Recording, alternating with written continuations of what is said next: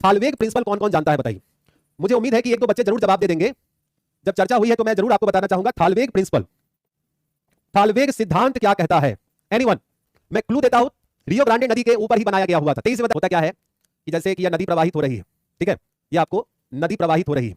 अब मान लीजिए कि नदी इस भाग में यहां पर ज्यादा गहरी है, इधर ज्यादा गहरी है, इधर ज्यादा गहरी है, ऐसे नदी, यह सर्वाधिक गहराई यहां पर आपको दिखाया गया। मैं स्पष्ट कर देता हूं, नदी की सर्वाधिक गहराई, ठीक है, मैक्सिमम डेप्थ की हम लोग बात कर रहे हैं। ये नदी आपको कौन सी है, तो Rio Grande, Rio Grande river. अब एक तरफ में यूएसए है, दूसरी तरफ में मैक्सिको है, देख रहे हैं, यूएस मैक्सिको के मध्य विभाजित करती है रियो ग्रांडे नदी, तो इसके सर्वाधिक गहराई के क्षेत्र को सीमा बना दिया गया। अब ये क्या है, सीमा, सीमा रेखा।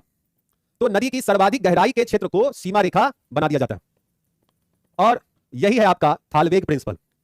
This one is so called the thalweg principle. किसी भी दो देशों के मध्य नदी के द्वारा सीमा रेखा, नदी द्वारा सीमा रेखा का निर्धारण किया जाता है, नदी द्वारा सीमा रेखा का निर्धारण किया जाता है, ठीक है। व्हाट आई सेड कि नदी की सर्वाधिक गहराई यहां पर है, फिर यहां पर है, यहां नदी गहराई नहीं है, तो ये मैक्सिको का बॉर्डर यहां तक होगा, यहां तक यूएस का बॉर्डर होगा, यहां तक मैक्सिको, यहां तक यूएसए, यहां तक मैक्सिको, ये देख रहे हो, ये है बॉर्डर। अब समझ में आया?